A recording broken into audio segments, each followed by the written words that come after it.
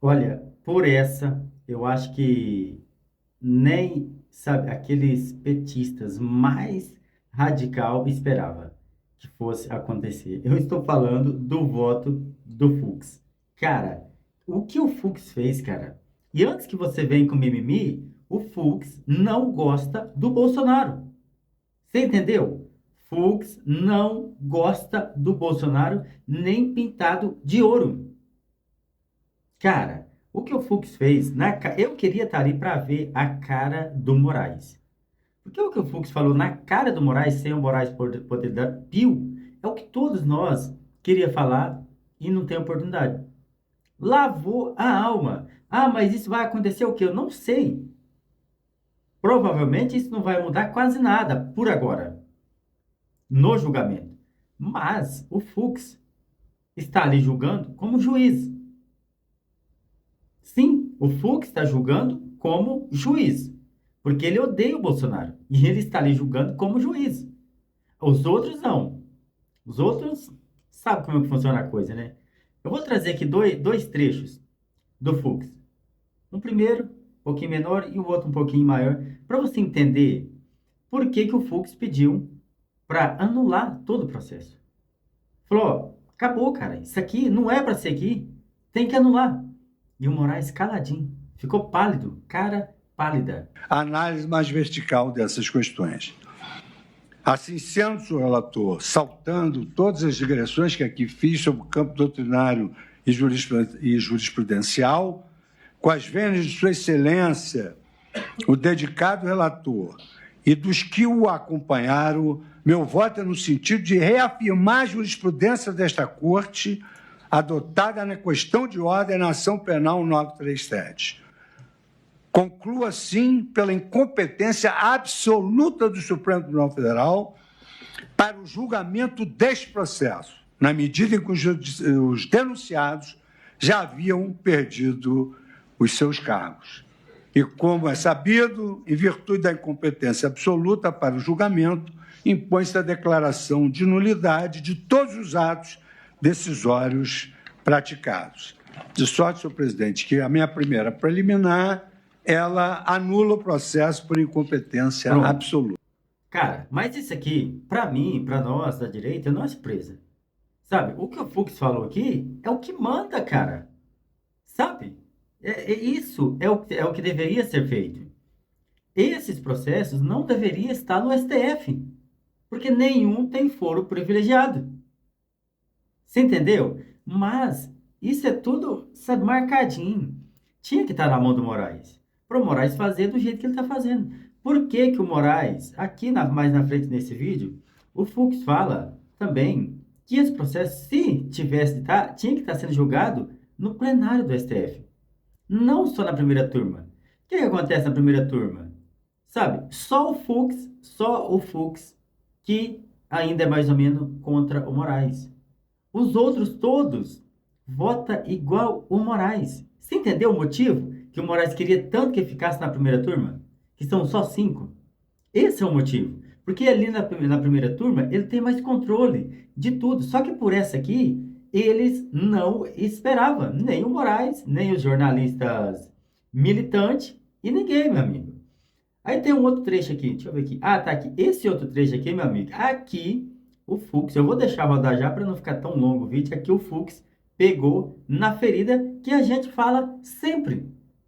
Isso aqui é o que nós falamos sempre. O cinegrafista Santiago Andrade foi covardemente assassinado ao ser atingido por um rojão durante protestos violentos no centro da cidade. Há diversas imagens registradas pela imprensa de pessoas portando bandeiras de partidos políticos durante as práticas criminosas naquela oportunidade. Infelizmente, em maio daquele ano, milhares de pessoas voltaram a praticar episódios de violência na Rua da Consolação, com incêndios, arremessos de pedras, agressões a policiais, depredações de ônibus, lojas, além de bloqueio de rodovias da rodovia Anhanguera, da Ponte do Socorro e da Avenida Radial Leste, em diferentes pontos da cidade. Na mesma mesma época, na capital federal, policiais foram agredidos com madeiras e pedras durante a marcha do Eixo Monumental, conforme fato noticiado, publicamente. Em 15 de junho de 2014, dia do primeiro jogo do campeonato, delinquentes explodiram bombas caseiras, bloquearam vias públicas, vandalizaram agências bancárias e entraram em confronto com a polícia nas imediações do Maracanã, no estado do Rio de Janeiro. Fatos semelhantes aconteceram no segundo semestre de 2016. Diversos protestos ocorridos em novembro e dezembro daquele ano em Brasília culminaram em incêndios, devastação de bens públicos privados, pichação de patrimônios tombados e violência praticada contra policiais por criminosos mascarados, portando faixas com dizeres "fora o presidente", então em exercício na época, Michel Temer. A esplanada dos ministérios foi completamente depredada. É fato notório que em todos esses eventos houve envolvimento de pessoas doutrinadas pela estratégia denominada Black Bloc, destinada a incitar a população à desobediência civil por meio de atos violentos, em especial a depredação de agências bancárias, concessionárias de veículos e prédios públicos. O intento subversivo organizado é retratado, inclusive, em um manual de ação direta Black Bloc, com instruções detalhadas para a adoção de táticas de guerrilha e de convencimento social, por meio de simbologias contra o capitalismo e as instituições públicas. Agora vem a perplexidade. Nada obstante, em nenhum desses casos, oriundo dessas manifestações políticas violentas, até pela data, se cogitou de imputar aos seus responsáveis os crimes previstos na então vigente Lei de Segurança Nacional, que repetia a disposição: tentar mudar com emprego de violência ou grave ameaça a ordem ou regime vigente ou o Estado de Direito, tentar impedir com emprego de violência ou grave ameaça o livre exercício de qualquer dos poderes da União dos Estados, devastar, saquear, incendiar, depredar, provocar explosão, praticar atentado, pessoal, atos de terrorismo e inconformismo político. E outros delitos que todos se enquadravam nessas condutas. Nem precisa eu falar muita coisa. Você entendeu? Por quê que com essa gente, principalmente Os Black Bloc, nunca...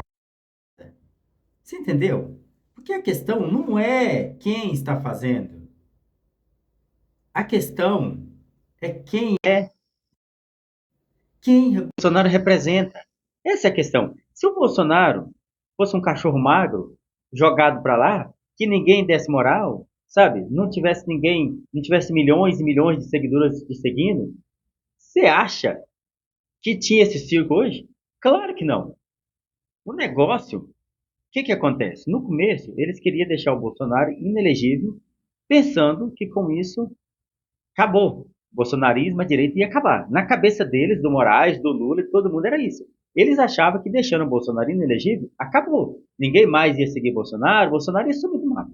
Mas não, cara. Foi o efeito contrário. Aí eles começaram a procurar outra coisa. Aí começou a fazer buscas na casa das pessoas para tentar achar alguma coisa no celular do cara que trabalhava com o Bolsonaro, de um Mauro Cid, do outro ex-funcionário que trabalhava próximo, pegando o celular, para ver se achava alguma coisa. E aí culminou no que chegou hoje. Você entendeu? Cara, olha no de 2017, se eu não estiver enganado, na época do Michel Temer, olha o que os caras fez, cara. Os caras botou fogo lá nos prédios de Brasília. Botou fogo, incendiou, machucou policiais, machucou segurança, foi para no hospital. Aconteceu. foi preso? Não, ninguém. Ninguém. Não aconteceu nada. É isso aqui que o Fux Está falando. Por quê? Por que não enquadrou aquelas pessoas também? O motivo é o que eu falei. Bolsonaro. Esse é o único motivo. E eu repito, o Fux Não gosta do Bolsonaro, nem um pouco. Só que aqui o Fux está votando e relatando e vendo os fatos como são. Primeiro, não deveria estar sendo julgado na série. Não deveria. De forma alguma deveria. Sabe? Outra parte que ele não falou, não está nesse vídeo, mas que ele falou que as defesas não teve o amplo acesso a tudo que foi produzido. Não teve. Teve coisa ali nesse julgamento, nas oitivas que o Moraes colocou, que não estava no processo, que disponibilizou para os advogados. Mas o Moraes sempre insistia, os advogados têm acesso a tudo. Não, não tinha, cara. Mas, o que vai acontecer? Uma coisa eu te digo. Só desse voto do Fux contra esse aqui, não espera muita coisa, não. Porque, mas o Moraes vai se envergonhar disso aí? Cara, se você ainda não sabe quem é o Moraes, você precisa saber quem é o Moraes. Isso aqui para ele, que o Fux falou, ele não tá nem aí. Ele não tá nem aí. Porque ele tem uma agenda para seguir. Ele tem um método para seguir. E tem muita gente grande por trás do Moraes. Mas é muita gente, não é só ele. Ele só está lá fazendo, mas tem muita gente atrás. Aqui no Brasil, fora do Brasil. Essa que é a questão. Então, sinceramente, não vai mudar quase que nada. Essa é real. Para não ficar enganando a galera, né? Essa é real, não vai mudar quase que nada. Talvez, futuramente, quando for rever esse processo, né? Talvez esse voto do Fux valha alguma coisa, mas agora não espera muita coisa.